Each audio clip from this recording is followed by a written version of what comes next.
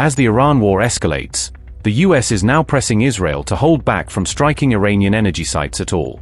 Has a spooked Trump effectively told Netanyahu, no more strikes on Iranian oil, to avoid a fierce retaliation on Gulf energy targets? After Israeli fuel depot hits left Tehran under thick black smoke, is Washington backing off while Israel absorbs the global backlash alone? With Iran's energy infrastructure suddenly treated as off-limits, will Netanyahu bow to Trump's demands or keep hitting and risk a much bigger regional blowback? The US asked Israel not to carry out any further strikes on energy facilities in Iran, focusing especially on sensitive sites near Tehran, according to Axios report. The Trump administration's March 9th request specifically covered Iran's oil infrastructure, including fuel depots and related facilities, according to those reports. An Israeli official said the US message was delivered both at senior political levels and directly to IDF Chief of Staff Eyal Zamir.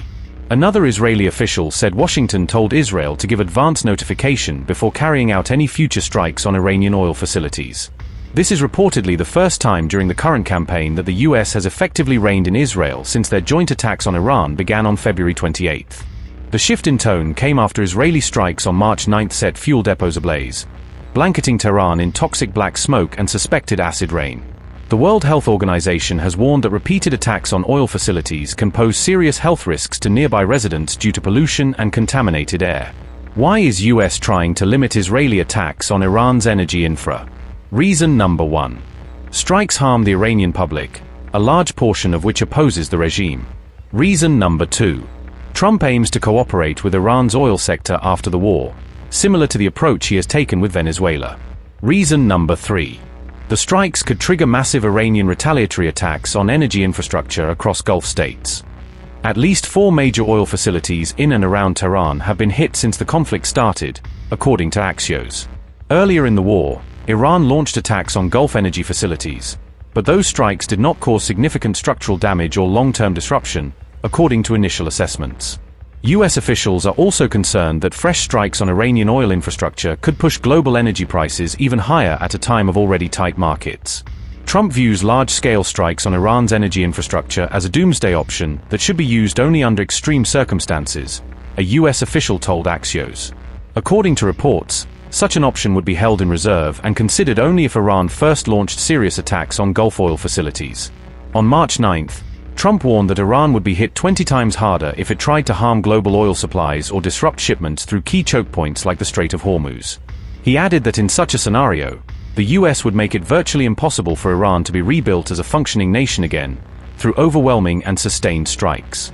US War Secretary Pete Hegseth also moved to distance the Trump administration from Israel's recent fuel depot strikes, according to press briefings. Hegseth told reporters on March 10 that US forces had not attacked targets of that kind, referring to the specific fuel and oil storage facilities hit around Tehran. Republican Senator and staunch war supporter Lindsey Graham also criticized the Israeli strikes on fuel depots, warning they could inflict unnecessary hardship on ordinary Iranians. Graham cautioned that the US and its allies have to liberate Iranians without crippling their chance to start over once the conflict eventually ends.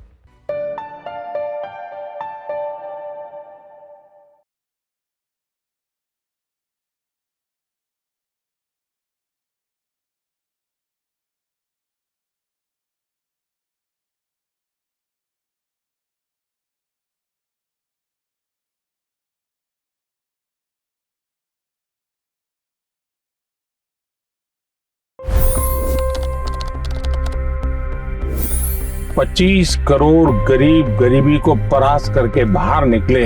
For the good of our nation, let's work together and let's truly make America great again.